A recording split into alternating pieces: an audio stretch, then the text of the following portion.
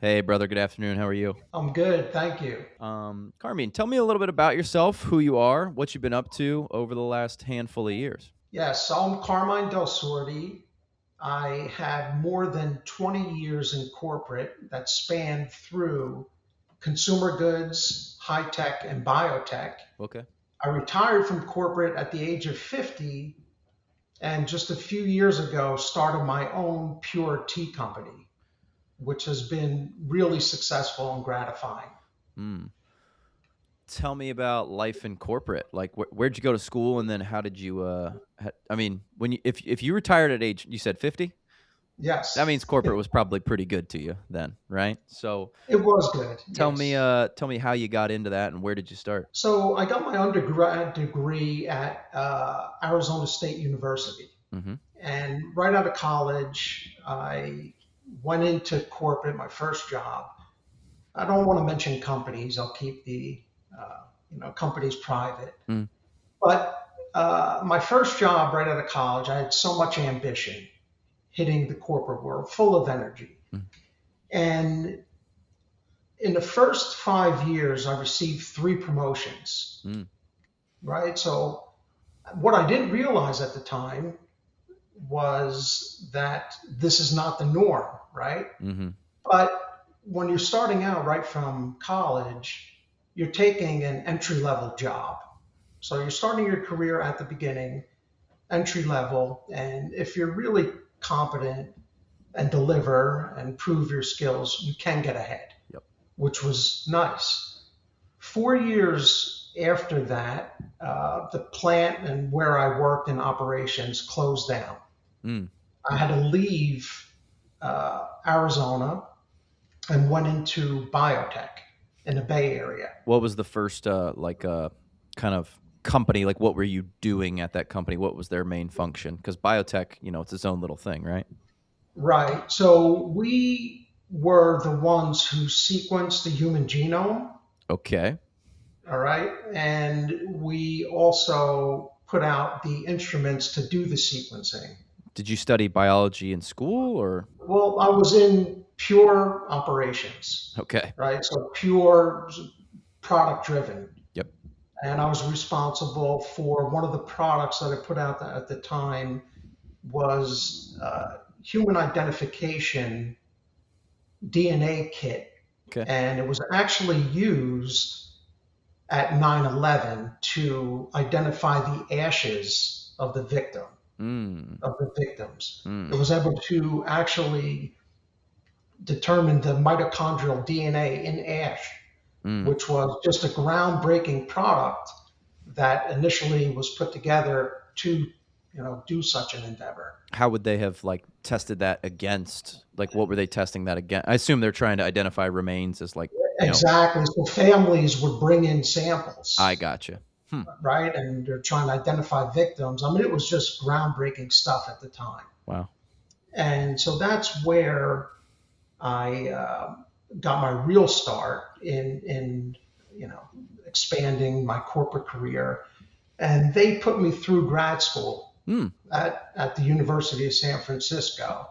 And attending grad school there is what changed my life forever. Hmm. And that was a big part of who I am today. After grad school, and the huge epiphany I had there was that it was a Jesuit Catholic school, Mm-hmm. and they had literally the best instructors and professors in the world. Mm-hmm. And I'm like, how are you getting this top notch people? I mean, everyone came from Harvard to top schools. And it was because San Francisco was a very desirable place to be and have your career, Right. right? Nice place Felt to like, live well, if you got to work. exactly right. So I'm learning from the best. And What were you let me studying? just tell you, Did they continue in business and operations, or did they want you to get some sort of a science kind of thing? no, it was in business Got and it. operations. So it was an MBA, and we had some of the best instructors in there. But the huge epiphany, outside of being able to do your job well, it was the internal revelations on really discovering who I am Mhm. and what is my purpose in life and your core values. Mhm. And that was something that it just took me a long time to learn and embrace. And that's, in essence, the value of life. After that journey, and we could dive definitely more into it, but 10 years into my career, I wrote this book. Welcome to the big leagues. 9 innings of essential tips for the corporate rookie. Interesting. Okay. Exactly. And at that point, I had so many great mentors. I achieved such, what I thought, in my case, a brilliant education. And I wanted to give something back, help people entering the corporate world carve their way, Mhm. right? So while I was in corporate, I was part of a lot of HR activities, helping with job rotation and things like that, and job recruiting.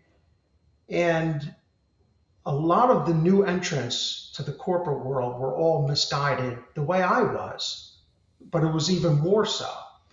They were all after the instant gratification and all amped and, thinking their career is just going to have a trajectory that goes like this Mhm. and skyrocket. And they weren't grounded. And what I coined at the time to really help and put it easy to understand, I coined the acronym as POEMS for physical, occupational, economic, mental, and social or spiritual. Mhm. And it's really about having a plan to pursue each in moderation. Mm. Can your life truly come together as harmoniously as the acronym? Mm. And when you hit corporate or do anything, there's always imbalances. And if the wheel comes off in one area or a spoke comes off in one area, the wheel collapses. And so everything that I was trying to give back is, identify your core values and start building success plans, but not like the way you were taught. Actual small success, achievable success plans Mm. that really take you from A to B. You're not going to A from A to Z. You're going from A to B to C to D. And that's what I've achieved. And to give like a little bit more perspective on it, we're today at towards the end of January. And right now, it's believed that 85% of New Year's resolutions failed. Mhm. Mhm. So why is that? We're 3 weeks into the new year and 85% failed. Okay? It's because resolutions don't work. The people are motivated. They're like, I'm going to do this. I got this gym membership. I'm going to go on this diet. I'm going to save this money, do it all. Resolutions don't work. Rituals do. Mhm. Mhm. Systems, your environment, and so on. And what I've done is create the sort of rituals and plans that you need to grow, as a person in corporate and in life. Mm. And that was a very purpose driven Mm. endeavor. Okay, take me back to grad school. What happens that you kind of have this revelation where you go, okay, I need core values instead of like just move up in the job, make more money, right? Because I think that's what a lot of people sort of that might it might be their core value without them actually saying it out loud. Like my core value, at least occupationally, is like make money and move up. Mhm. It's like make more money. It really is probably just make more money, really. Um, so how do you identify that you need to have these ideas in mind as you're going through this business and life in order to be successful, right? Because they say that a sail with a ship that's sailing that has no direction has no favorable winds, right? So if you don't Right, know where you're going, like you don't know if these winds are good or bad. right. No, very true. And money's definitely part of it. Okay. So also financial, right? Economic. is the one part of well-being that is incredibly important. Hmm. So everything from investing to a 401k and so on. What I'm getting out of grad school, my epiphany was determining and having the revelation that gratitude is my number one trait or characteristic. That Right was behind that, something inbuilt to you. You feel like? yes. So I learned that, right? Having gratitude and appreciation. No one's entitled for anything, right? The other was I was equally as ambitious financially, and it was all about the money with me. Everything was about the money. Hmm. Pay me what I'm worth. I need it, right? But at what price? Right. And some of the most incredible stories are the Bernie Madoffs of the world. Hmm. And I can't tell you how many people compromise their integrity for the mighty dollar. Hmm.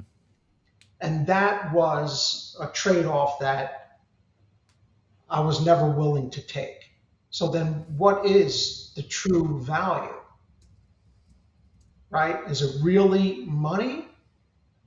The other aspect that was also part of this was learning about mastery and understanding and embracing what mastery truly is. And it's about finding joy in the journey, being successful in the journey. It's not about the mighty carrot at the end and saying, oh, my life is going to be great when I have 5, 10, 20 million in the bank.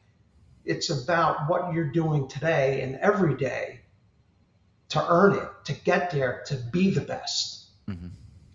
And then the other misconception, I was also thinking, wow, I'm promoted 3 times in 5 years. I'm going to be a VP in 10 years, no problem. Then you realize that life hits plateaus, right? And careers hit plateaus. Hmm. And you may think you work for the best company in the world, an Apple or Google or anyone. Hmm. But the harsh reality is you work for your boss and maybe your boss's boss. That's the exposure you get. Right. That's who you need to please. Right. And they say a bad boss causes, people to be sick, Hmm. right? There's studies that show that people get sick over having a bad boss. And they also say that people don't quit jobs; people quit managers. 100% right. Yeah. And that's the truth. And so when I decided to write the book to help, it was a 5 gen workplace. Right? So you have, you know, people from who have different values and perspectives, and they're just clashing. And Mm. then you have this young, ambitious audience coming into corporate, not understanding the pitfalls that are ahead of them. Yeah. Yeah. And, in my corporate career, I was always in a leadership role, always leadership. And I started to notice the deck being stacked against the new entrants in a way where organizations were starting to flatten, right? So they would decrease layers of management Okay. and increase spans of control. So Okay. any manager, like when I started in corporate, it was a typical manager would have 5 direct reports. Then it evolved to 15 or 20. Mm. Now, if a manager is supposed to be a mentor, there's no way they're mentoring Yeah. 15 or 20 people. Right. They're relying on people and trying to appoint people and writing certain people off. So what I learned, it's really about your own skill building. And what you try to instill is there's no such thing as a plateau. You're responsible for your own skills and you need to start building them. Mm. And that's part of the mastery journey. And another analogy I used is about, if you consider a skill as a golf club and you're playing the most challenging course there is, which is navigating a career or life, Hmm. would you want to play that course with only one club? Hmm. Or would you want 50 clubs to play that course and be an expert in all of them? Hmm. And so when you navigate your own path, you build the skills, take pride in learning and growing and advancing. Mm. So help me by talking through some of the main points of the book, right? So like let's say Mm-hmm. and I'm sure some things have changed in corporate when you wrote it. I don't know what year you wrote that, but Mm-hmm. what would be the big hits that you would coach young people on while they're entering an organization? And also, how do you define corporate, right? Like if you start at my company, are you in corporate? Like cuz we have 50 people, It's not a tiny little business, but it's also not 2,000 or 5,000. Or I just talked to someone that said that the company they work for has uh 350,000 people. I was like, geez, I can't even like begin to understand that. Yeah. Well, I mean, the practices of identifying your own self and what matters to you um, are part of it and essential, no matter where you go in life or how big the company is. Mhm. But I'm reflecting back now, it really is, it's a book of self discovery and learning who you are first and then how you go about successfully putting your stamp on things, Mm. right? And so it's a pretty replete book, uh, 9 chapters, and yeah, all based on value added skill building Mhm. all throughout. And like to give certain examples, just thinking about and how the world evolved today, your reputation, right? A Mm. reputation used to be, what do people think of me when I walk into this room? Mhm. What would he say? What would she say? And so on. And that was the case. Today, it's evolved so much. It's all social media. Yeah, your digital reputation. Exactly, right? And so how many people are paying the price now because they just come out and get, you know, heated or just tweet Oh something or say gosh, yeah. something, and right? So there's no self-control there. Another example that's fascinating is that studies show that we make 35,000 decisions a day. Okay. 35,000. Everything from where I'm going to shift my weight, what foot I'm going to walk with first, so on. Let's just say 1% of those impact your well being. Mhm. 1% of those. That's 350 decisions a day, Mhm. okay, that impact your well being. Let's have a plan to not be on autopilot, but to be cognitively aware of those decisions, to act on them in your favor, Mhm. to advance you along the path of mastery or where you want to go. Mhm. And that's the sort of thing that is broken out and taught. So discovering yourself, being purpose driven, what is your core? Who are you? Mhm. So you're not online tweeting something that is just doesn't follow who you are. You, Mhm. you know what I mean? Or get you in trouble later down the road, and you stay your path. Yeah. Sounds like sort of start with the end in mind, right? Like if you don't know who you are or what you want to accomplish in your life, again, it's pretty hard to do that in any corporation because Mm-hmm. you don't know if you want to be the CEO. Do you just want to hit 100,000 and do you want to work as little as you possibly can? And I think that smart people would say people spend far too little time thinking about um, their decisions that are the big life decisions, and they spend way too Mm-hmm. much thinking about these tiny little decisions that are like really not important. Like should we get a puppy or not? It's like, yeah, that's sort of a big life decision, but it's like you know who do I want to be when I'm 60? And like, how do I get towards that? And if I really sit down and I think about that for months and months, then it's like everything else is sort of simple. Now I'm just working backwards. But if you haven't really thought about like, what do you want life to be like when you're 60? Then it's like, well, how are you ever going to get there? You're sort of just riding whatever wave that you find yourself upon.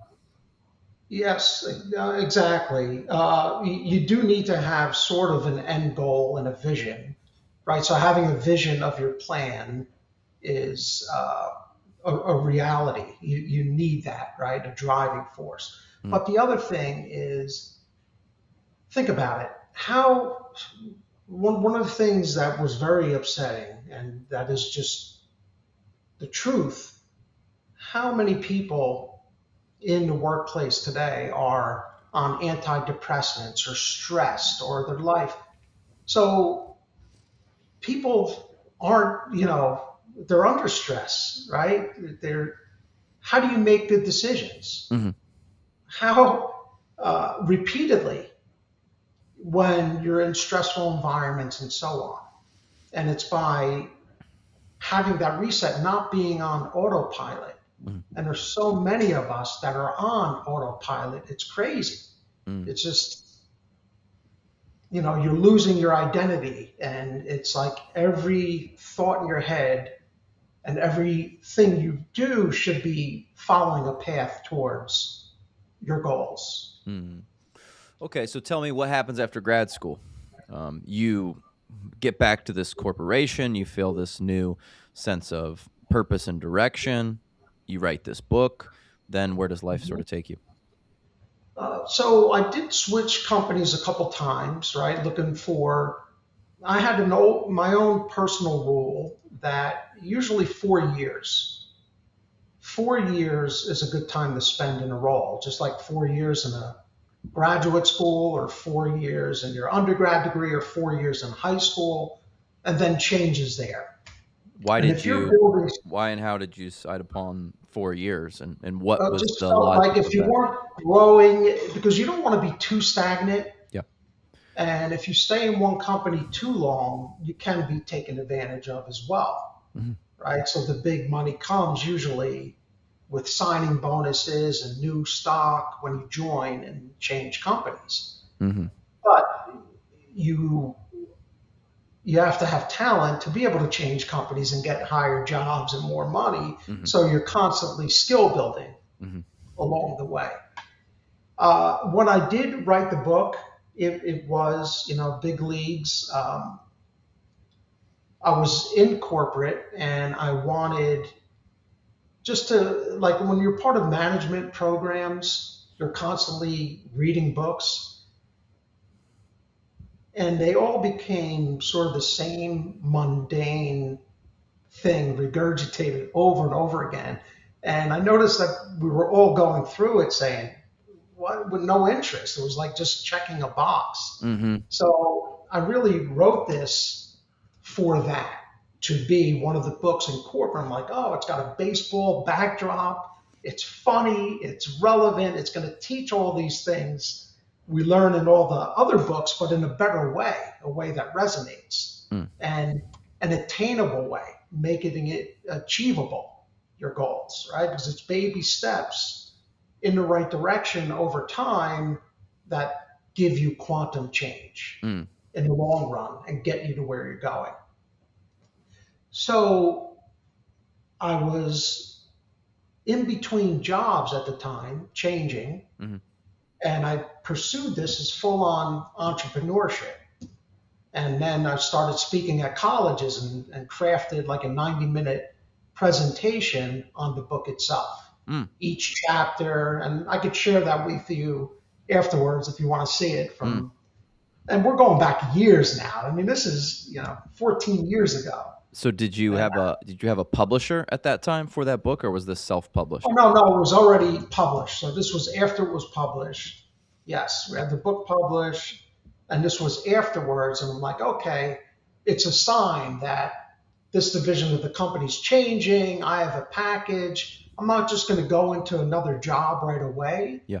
I'm going to use my book and go out and be an entrepreneur and speaker and do all that. Mhm. And I did it. And at that point, I got tired of it. I Yeah. sort of, you know, it was just very lonely. It was a different life than I wanted. And so went back into corporate and, just advanced to a certain level until I decided to call it quits and retire. Mm. So, how did you decide on that last company? Because after you had this period where you're off and you're traveling and you're speaking and you're kind of building your own personal brand, I have to imagine that last company that you worked for, you had to be thoughtful about who that was going to be, and you had already learned so much at that point in time that you weren't just going to take the first opportunity that came by. Right. Well, that's true too. And it was from connections and people I worked with in the past. Mm, And so that's what it was. And there was a true need. mm, They had a need for someone. mm, And uh, I'd worked with the boss previously, and it was just the right fit mm. for my journey. So what did y- you said you were 50 when you retired? Yes. So what did that look like when you decided, "Oh, I'm going to retire?" Like, talk me through that. Yeah. That's pretty young to retire because you got to live, these whatever remaining 20, 30, 50 years, and you got to do something. no, it's true. It's true. Uh, so it was more, you come to the terms that working in corporate, or for me, it was no longer what I wanted. Mhm. Like I couldn't achieve the personal gratification that I wanted every day. Mm, And it was a very big sacrifice on my life. mm, Well, which careers are. And it's like, how much do I need? right. So at the time, we had three houses and still little time off. You sacrifice everything for work. Right. That's one of the And things about as you move up in an organization, they don't think that you're going to work less. It's like, no, like now that you're the COO, like we expect you to like do all of these things and do them at a very, very high level also. So there's not a whole lot of room for like 2 week vacations here and Fridays off there. It's like, hey, if people are taking those days off, it can't be you because you're the most important person at the company here. yes, it's called work for a reason. Yeah, yeah. Well, it's funny because I just had someone on like a couple of episodes ago, and now he's like a coach for like high paid executives. And that Mhm. was one of the things that he said. He's like, I got pretty close to the top of some of these organizations, and like after seeing it, he was like, "Oh, I don't want to be CEO. I don't want to be one of the executives." He's like, "That looks horrible." Like they're Yeah. they're doing like 80-hour weeks every single week, and like they're not even really making that much more money than me. It's like almost like title and status and things like that. So he was like, and he was in sales. So he's like, why would I want to like pursue that when I'm making a ton of Mhm. money anyways in sales doing this thing? So he kind of coaches people up on how to navigate that world. Yeah, and you could lose your health too, right? So But yeah. so many are unhealthy, and it takes a lot to manage all those, you know, five areas of your life that I mentioned in big leagues. Yeah. And people But say the that time these, was right.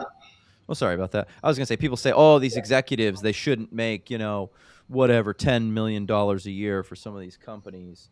And it's like, Mhm. well, like I don't know. Should they or shouldn't they? Like, how much is too much, right? How much is enough? Whatever, 140 times the salary of a, hourly person, whatever. But like, they're giving a lot of themselves to this job. The person who's, punching the clock, like, they don't have to schedule their bathroom breaks. They don't have like, people who need their time and attention every single hour of the day.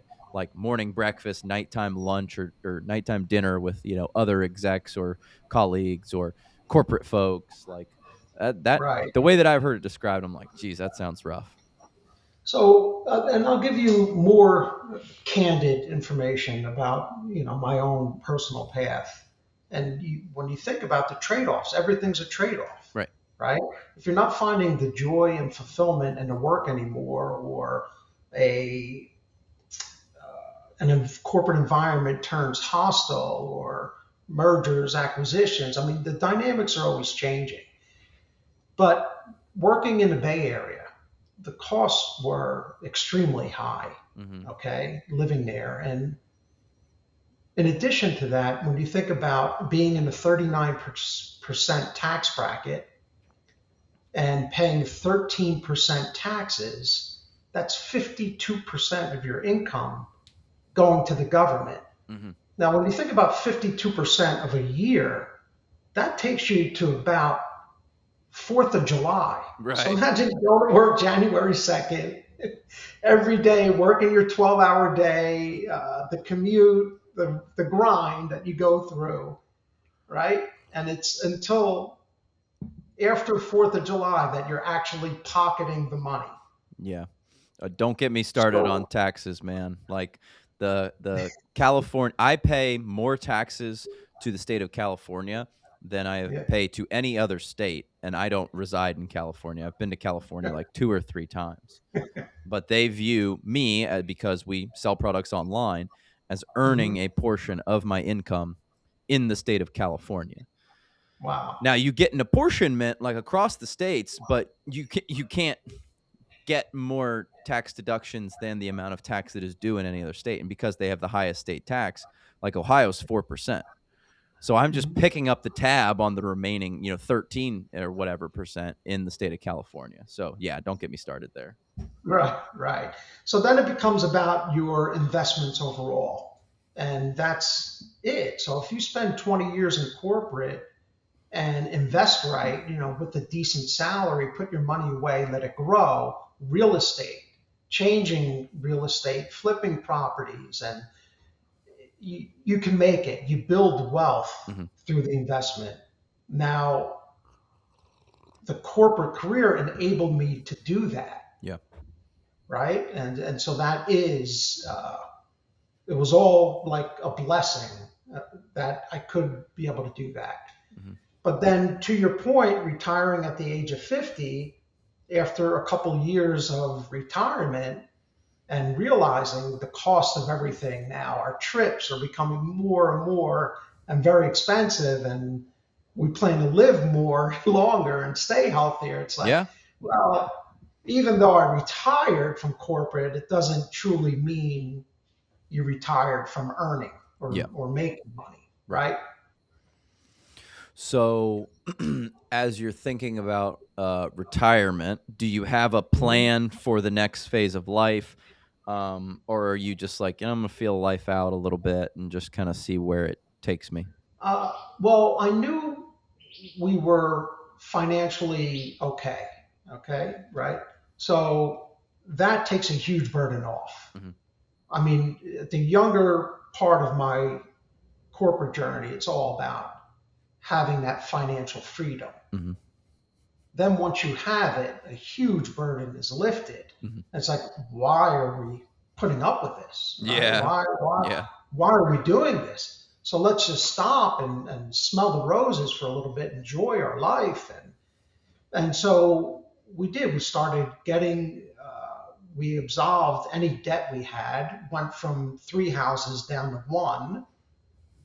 And yeah, we're set to just live off of interest and, good investments and so on. But then some of my biotech investments really did turn the other way. Mm. So that's the other thing. You're hit with taxes when you do really well in options and stuff. You are hit with taxes in a big way. And I don't know if you know about the stock market and stuff, but the biotech sector in itself has been suppressed for like 6 years. Mm. And then I'm like, wow. So now portfolios, some are shifting down, some were too risky of investments. What am I going to do? How am I going to get back and have more of an income for like longevity and the travel plans and the life we want to live, Hmm. right? Hmm. And so that's a couple years into retirement. I started Pure and Easy Tea. All right. So how did you have you said you worked on like product companies, but mostly I've heard you talk about biotech. Did you work in like CPG at any point in time, like consumer packaged goods? Is that something you had done prior? Yes, Okay. yep. Right out of college, that was my first job in yep, in consumer goods. What was like that sector? Was there something more specific that you were doing or working in? Well, I could tell you, I worked for Revlon Oh, yeah, of course. Cosmetics, and they were the largest manufacturing company in Phoenix Mm. at the time. Mm. And that really, the experience there, 100-year-old company, so disciplined, Mm. where all product driven, where shaving just a couple pennies off of the cost of goods meant millions of dollars. Mhm. And so it really instilled incredible practices to me. Mm. Well, that's But something that like history's greatest entrepreneurs have said over and over again is that, an efficient organization can make mistakes and they can weather downturns. But if you're not an mhm, efficient organization, you have a lot of bloat and you have a lot of additional costs that you haven't kind of measured, then you're going to be very susceptible when, problems arise. right, yep. And so when I started Pure and Easy Tea, it was a personal thing. Well, before I started the company, and it's a really great story. One of the things I didn't uh, mention just about my own past, when I was at my undergrad degree at ASU, my mom, very young, beautiful woman, was out of the blue diagnosed with cancer Mm. and given 6 weeks to live. Oh, geez. Yeah, she was in her early 50s and Mm. and nothing, there was no blow in life that could have ever hit me harder. Hmm. I told the doctors they were crazy. I was on a path to cure her immediately. Right. Didn't take no for an answer. Right. One of the best books I've ever read in my life was a book called Cancer Therapy by Dr. Ralph Moss. It's an Cancer older book, therapy. Okay. Cancer Therapy. And I started studying. I was on a databases of LexisNexis before the internet was even out, reading medical journals, trying to cure my mother, meeting with the best homeopathic doctors in Scottsdale, trying to cure my mother. And one of the things I put her on was SEAC tea. S E And X study, T. it was called ESSIAC, Okay. ESSIAC. And it was a tea Oh, that's T. Okay. like I'm sorry. Yeah. tea, right? Yeah. So this is going way back years. And working with homeopathic doctors, there's a brilliant doctor here, Abram Burr, um, and his clinic. It instilled the foundation in me. Right now, I wasn't able to save my mother, and that created almost like a 10-year blur in my life. It was, you're sort of hollow and numb Mhm. for like a decade. It hit very hard. Yeah. And that's where I absorbed myself in work, right? Left Mm. Arizona, left everyone I knew, started fresh, just on my own, focused on myself, and really built a different person. Mm. Now, it was so when I, during a career in a Bay Area, I was an avid runner. I used to run marathons. Oh, okay. And I lived on Gatorade, Goo, every supplement that was out there. When I retired to Scottsdale, we live in a really beautiful community. I became an avid tennis player. All right. Yep. Mhm. And I was playing tennis. When I pick something up, I just dive in and go nuts, obsession, right? I was playing tennis 3 to 5 hours a day. And the Arizona heat was really starting to get me.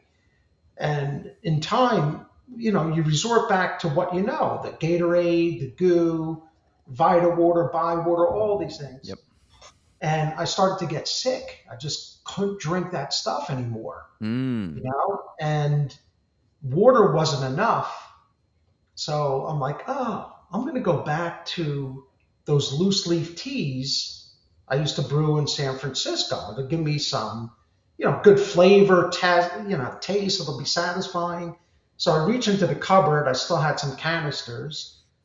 I open it up, I smell, and I was like, oh, it was so off-putting, and all you do is smell the chemicals. And I'm Oh. like, what? I'm looking at the ingredients. I'm like, are you kidding me? This stuff is not even pure. I thought I'm buying the best pure stuff, and then you start seeing essence of peach. You're not getting Mm. it's like chemical, Yeah. natural flavorings. Oh, if I took you to a manufacturer and you smell these natural flavorings, it'll make you sick. Well, not to mention like what is happening to those items as they get superheated in like boiling water, you know? Uh, Like well, I bet people don't even know, to be honest. Like they they probably are don't. not testing those products like as to what happens. They're just the generally regarded as safe kind of thing. Um, Well, no, it's yeah. The what has happened was you're not getting any nutrients. Okay, mm, so anything the teas you see all across the supermarket shelves are literally tea dust fragments that you're getting nothing out of. If you cook it for longer than 3 minutes, it'll turn bitter and mm, you won't even be able to, drink some of it. It's tea dust, and they're putting in all different flavorings. Now, the flavorings diffuse into your cup in the first 2 or 3 seconds that it hits. It's a chemical on there, right. and it just diffuses, so you're getting the flavor and so on. I started brewing and blending my own teas, Okay. right? And started, getting all the ingredients on Amazon and researching what I needed. And my very first blend that I was making for myself was this Endura Boost, Endura boost. what I ended up calling Endura Boost, and it was for like sustained energy with black tea, ginkgo biloba. I mean, really Yeah. great flavors. And the thing is, when I was incorporating my blends, I was able to brew the stuff overnight and still just have more nutritious, you know, tea that was like just unbelievable in taste and flavor. And the biggest thing you realize is when you're playing and you're sipping, there's no sticky aftertaste or anything like that. You're getting pure thirst quenching nutrients infused into your body. Hmm. And after about a year of doing that, I'm like, wow, I can't be the only one who's going to like this. Hmm. And I'm like, let me research the market. Is there a market for this? And so on. So I did my due diligence, and matcha was the big craze, and I learned that the tea industry had a 7% CAGR, What's that? a compounded annual growth rate. Okay. So it's growing at 7% a year, and it said 88% of millennials were tea drinkers. Mm. I'm like, wow, I love these millennials because they're into clean label. Yep. This is right up their alley. Yep. And I created Pure and Easy Tea, and it's called Pure and Easy because um, getting the purest, highest quality teas, botanicals, herbs, and everything that go in it, and then I am making it easy for everyone to have such powerful blends in their pantry and in their home and making it accessible, Hmm. right? So much goes into the craftsmanship of each blend, and it's it's been incredible. It really has. So are you the master blender, or are you working with other people who kind of, understand these different products that are out there? Well, so it's a combination of both. As we grow and get more blends, I have MDs, and I mean, Oh, okay. I have a really big network Hmm. that I use and have, and my manufacturers are incredible. Hmm. So I do a lot of research. I'm very research driven, and the biggest the biggest thing is you realize that you're given about 3 grams, 3 to 5 grams of material. Oh, you talking like in a So tea bag? right, and just when you're doing a serving of tea, Yep. and in that 3.5 grams, and you make a cup, it's like it's got to look good, it's got to smell good, it's got to taste good, Hmm. and most importantly, it's got to give you the nutrients that you're claiming, Yep. right? And when we're done with a blend, it is so satisfying to achieve all those things. And the best part, the most best part, and I really should start filming this because there's no better marketing than it. I always do blind taste testings with friends, with family, my wife, and I'll take all other teas on the market, if it's a sleep tea or if it's any type of tea I'm thinking about introducing. Hmm. And hands down, they're always picking mine. Mm. Hands down. So it's like no comparison when you try to compare it against other teas, Hmm. right? And so that's how it's been, and it's been incredibly rewarding. This is so purpose driven, where when I started the company, I wanted to keep 100% my anonymity, Okay. right? So I'm like, okay, I'm going to create the Nespresso of tea, Okay. right? When you think of Nespresso, you don't know who started it. You know David Beckham, George Clooney, the commercials, everything, I think right? Nestle. That's honestly what I think, but maybe I'm wrong with that. Yeah. I'm gonna try this But one out. Go ahead. yeah, so I started Pure and Easy Tea that way. And after a year and 3/4 of business, I just wrote myself into the brand. Hmm. And because people did want to know, they wanted to, I was getting emails, who's this company? We love it so much, and so on. And even to date, I still have great mentors, and they're like, this brand, you're so passionate about it. It's a huge culmination of your entire life story. So like get out there and share it. Hmm. They, be transparent. You're one of those fortunate guys that never ran away from anything, right? I'm exposed on social media, on LinkedIn, on every aspect of my career. You function with integrity. You can be proud to boast your brand, Mm. right? And what your brand is. Yeah, it's funny you say that because right behind me is a list of 48 tweets from an entrepreneur I really love, and one of which says, if I can find it, it says, "Building pub. Oh, the most accountable people have singular, public, and risky brands: Oprah, Trump, Kanye, Elon." So I think that's like the future of like kind of building is like building in public. I see Mm, Nespresso. It's funny you ask who owns Nespresso.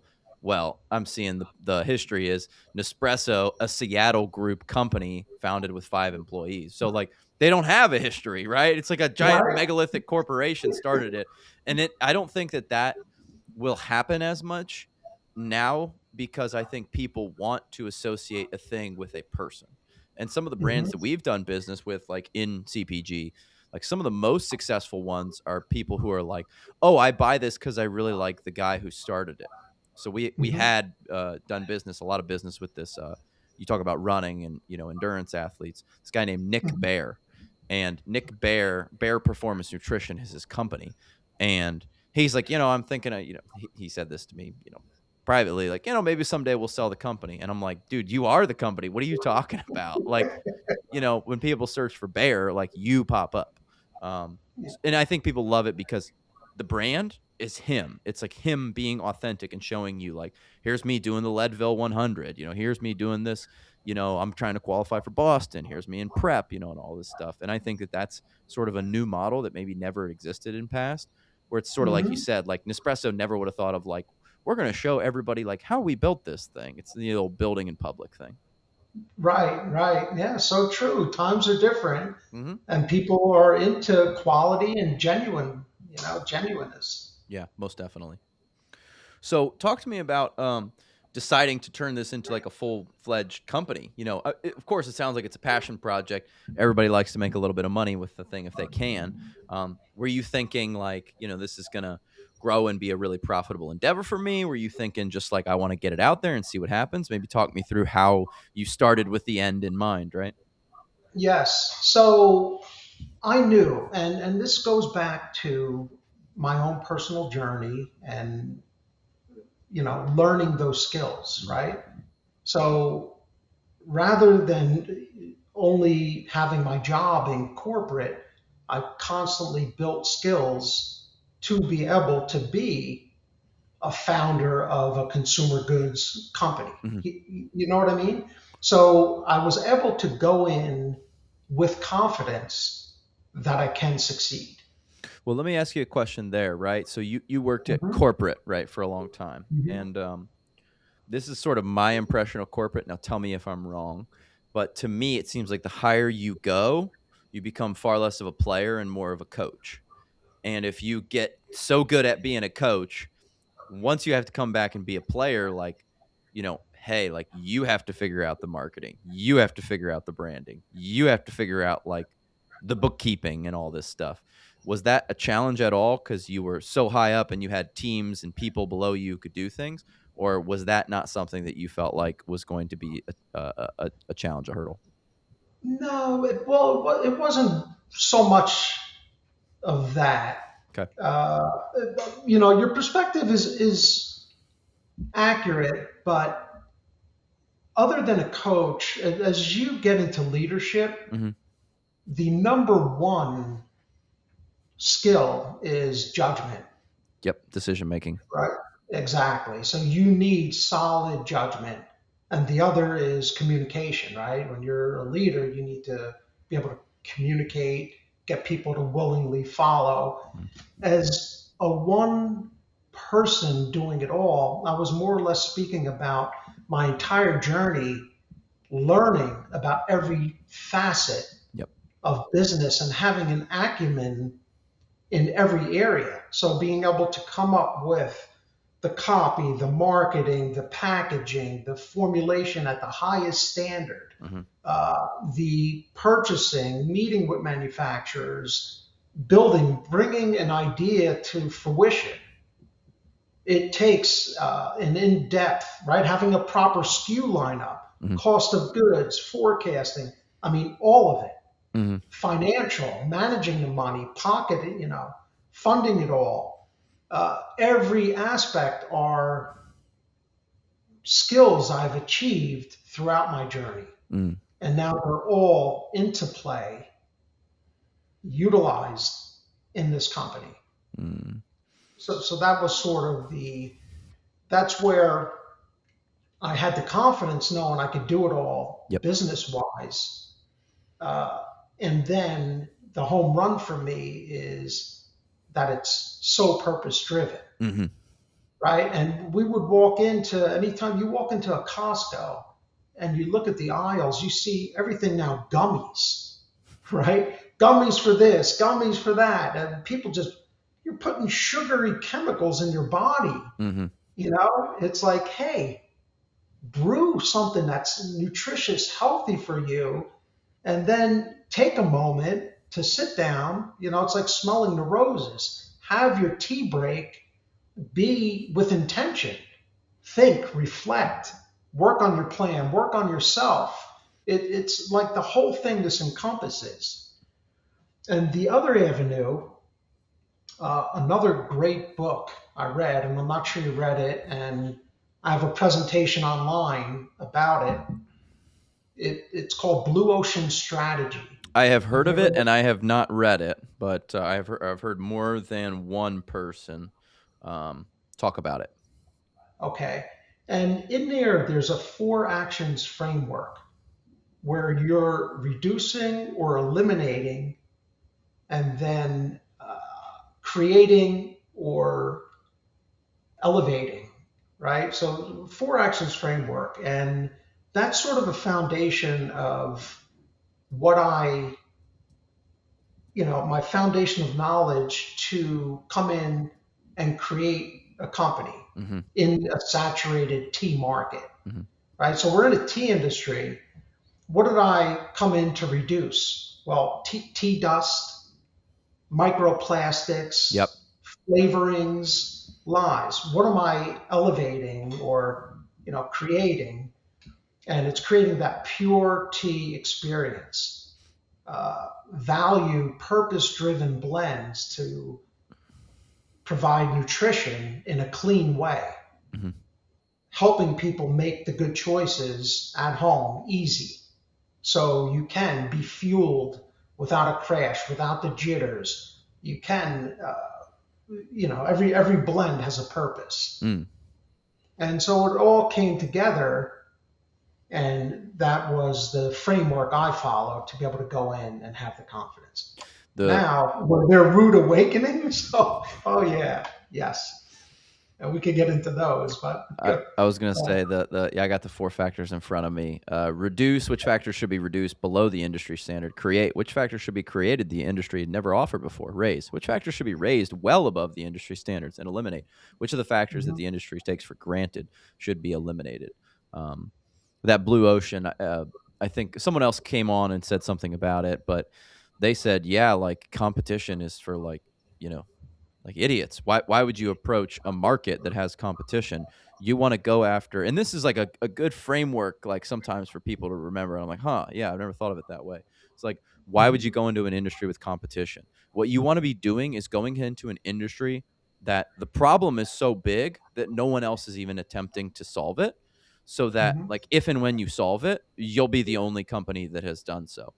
So like what he did is he was creating technology for drones, like collision avoidance Oh systems. yeah. So every airplane has to have a collision avoidance system on it, but Mhm. drones didn't have to have that. But the FAA was like starting to like go, yeah, these drones probably need to have this.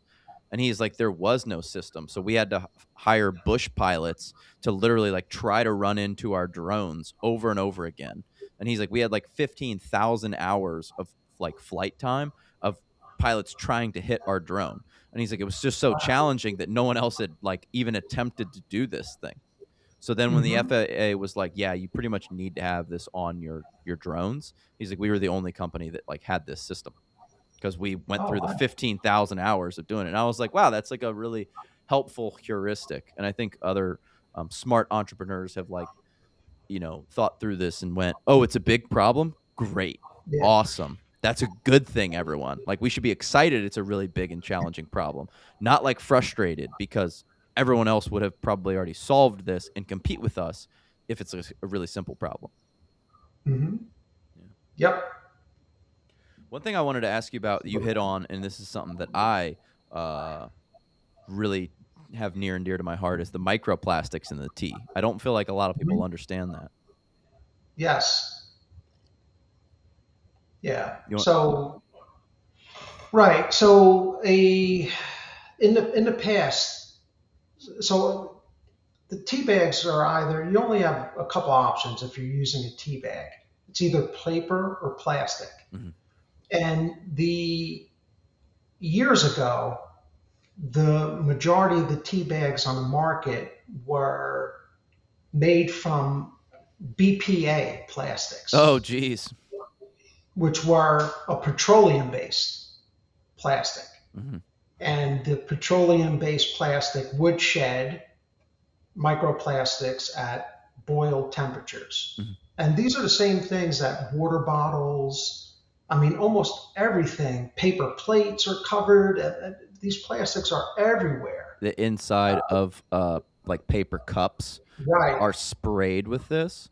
So I heard Mhm. someone say, like, I went to a coffee shop and I got a paper cup, and then they put the tea bag inside of it, and it was just like a double dose, like just an Mhm. enormous dose of like these, microplastics into their diet, and they weren't even really paying attention to that previously. Right, and those plastics are everywhere. Yeah. Water bottles are the worst because they get heated up and they're not using like a high density, plastic that wouldn't leach. The thinner The the plastic, biodegradable. generally, the thinner the plastic, the easier it is for the plastic to leach into your product.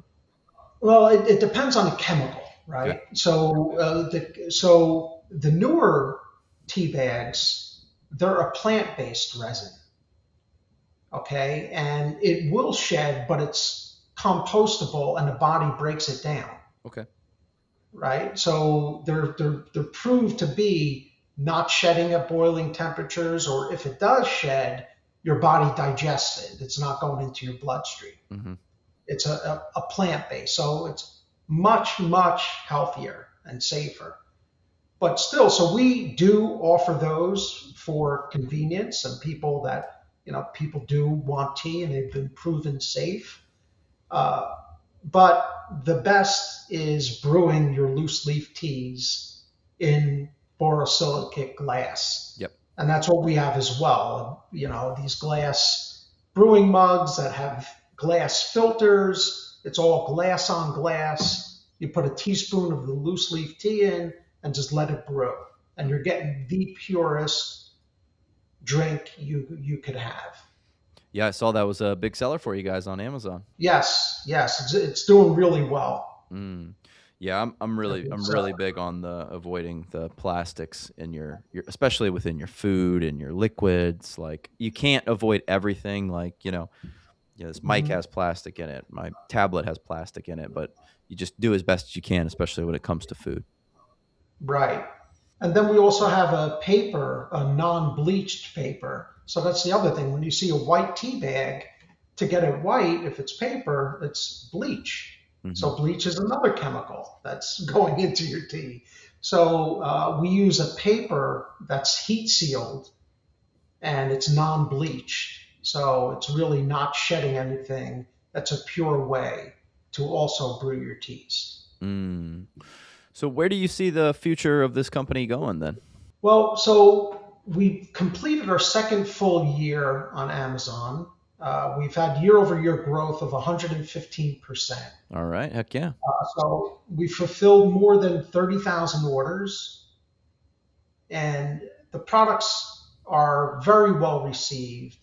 Now, the next step is going to retail. Yep.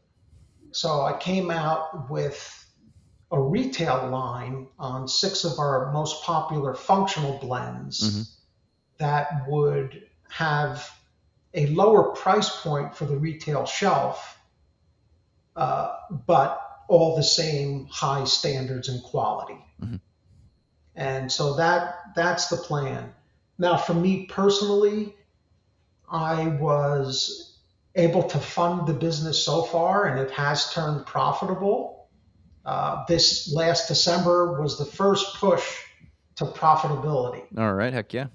Yeah, and that was a thing, right? So those were some of the pitfalls, like things I didn't factor in, hmm right? When would we hit profitability? How much is it going to cost me?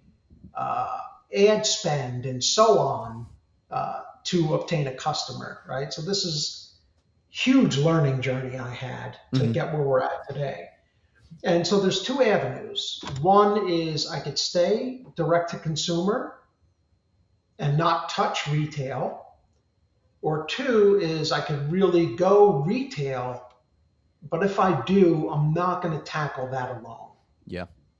You need deep pockets, deeper pockets than I have. hmm And so I would look to partner, give up equity, and partner with someone whose game is retail, hmm who wants a product that's already demonstrated nationally. They have the connections, they could do it right, and they could really scale this to become a big brand, Mhm. help scale it. What would be the retailers that you're thinking of? Like, would you start in like specialty, really like, small grocery specialty like Erdogan and those, or would you try to go, hey, we want to get into Whole Foods, we want to get into We were Kroger? supposed, right, right. So Whole Foods is definitely one of them. Yep, Sprouts is another one. I don't know if you know Sprouts, I do. but Mhm. they're growing hand over fist. And the beautiful thing about these retailers is that they're focused on wellness now. Yeah. Their wellness sections are all expanding. Hmm. So it's like the timing is just right and aligned. Mm. Okay. No, that's exciting, man. And I don't know. I don't know what the right path is. I think there's no harm in just continuing to like grow your direct to consumer market for like another Hmm. 12 months and just get that bigger and bigger and bigger. Because if you get Right. so big, eventually the retailers come to you, right? But Exactly. how do you do that? It's not easy, of course. There's a lot of different people competing for eyeballs out there on the internet. But turning a profit's not a bad thing either. And who knows? Maybe the company doesn't necessarily need to be like a $50 million a year company for it to be like considered a success, right? So there's a lot of different ways to go about it. And like you said, start with the end in mind. If you want this to be in every single household, yeah, then you got to go retail eventually. But if Hmm. you only want the best tea to come into it and only the most dedicated tea drinkers to get it, then that's a different thing altogether. Exactly.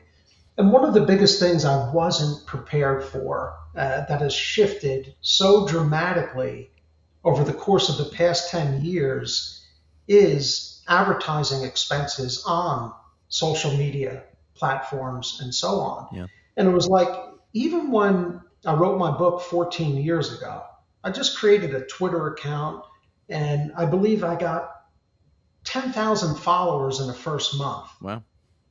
I've been at this now with the tea company for over 3 years, 3.5 years, and I can't get above 4,000. On Twitter, I think we have like 200 followers or Yeah. something. Yeah. It's like, and then the money. You had great companies that started off as direct to consumer, like Casper mattress and Peloton, a lot of them, and the cost of social media advertising has gone up exponentially Yep. over the last 5 years. These companies went back to brick and mortar Yeah. and they're having physical locations because you just can't get the looks, the likes, and so on. And they're all charging top dollar. So I think the pendulum there has got to swing the other way now. They ran with it.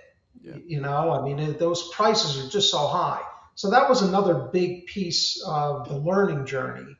It's like finding the right area and margin to be able to give the top quality. Is it going to be reaching the masses on direct to consumer or that retail push? Yeah. So, And that's kind of what I go back to again. Like people have done smart things in terms of building in public because it's like I want people to watch me, and mhm, when they watch me, I get that kind of those free eyeballs, and then I right. can garner attention towards me and my product without having to buy it, right? And it's challenging. Everybody's paying for those ads; they're all bidding up, so the cost of Mhm, those ads becomes difficult for anyone to make money on. So then you have all mhm, these companies, and we saw this a lot in like 2020, these venture backed brands where they would just mhm, spend and lose money and they would lose 30%, 50%. So it's like if you want to compete with them, you have to lose 25 to 45%. And it's like, well, how does this work in the long term? What we saw is some of them made it out alive, but most of them just lost money for 6 years, and then eventually the funders were like, we're not sure if this is for us. Like I don't think you wow. guys are going to be the one brand that exits the category to like Unilever, right? So Right. that's a tough one. Yeah. So along those lines, right? So when I first hit Amazon, my ACOS for the first 3 months were 110%. Yeah, yeah, it's possible, definitely. 110%. So how are they going to see me? How are they going to find me? And if you don't know, that's for those listening, advertising cost of sales. So I had to spend $110 on advertising to make 100. Right. And then the belief is once they taste your product, the quality's there, they're going to come back Yeah. and you're going to get a customer for life. And now those ACOS are straight down to, you know, the Yeah. teens, which is sustainable profitability. Yeah. And that's how you attempt to do it, but it doesn't always work like that, especially if you're in a ultra competitive category, then where there's tons of different options and tons of companies constantly running ads and doing TV and doing, social. It's tough to compete for eyeballs. Um, Yes, 100%. well, Carmen, I really appreciate you hanging out with me today, man. Is there anything you feel like we didn't cover? Things that got you excited for 2026 and beyond? Uh, no, I mean, we covered it all. This has been a great chat. The most in-depth one I've had since writing myself Yeah. into the brand. So I truly appreciate it. Where can Yeah. people catch up with you and find your products? So I'm on LinkedIn. You could search my name, Carmine Del Sordi. Also, pureandeasytea.com. Mm. If you contact us there, you can find all of our products more than what is sold on Amazon Mm. because the marketplace is just so competitive. Yep. And yeah, those are it. On social media, I would appreciate any follows of Pure and Easy Tea and giving our brand a shot. Absolutely, man. Well, I appreciate you coming on, hanging out with me. You got your book too, or are people still buying the book? I haven't picked it up in more than a decade, but now as I'm doing the podcast and I wrote myself into the brand, it's all about purpose and why. So it is essential. So I haven't advertised the book or anything, and it's just a special thing that's out there, right? I haven't looked at it or touched it, but it's remarkable how it stands the test of time. Yeah, It's more relevant now than ever. So that's pretty cool too. I like it, man. Well, cool. I really Yeah. appreciate you, brother. Thank you. Good luck in the Yeah. future Thank you here, so and much. we'll connect here soon. Yes. Thank you so much. Okay.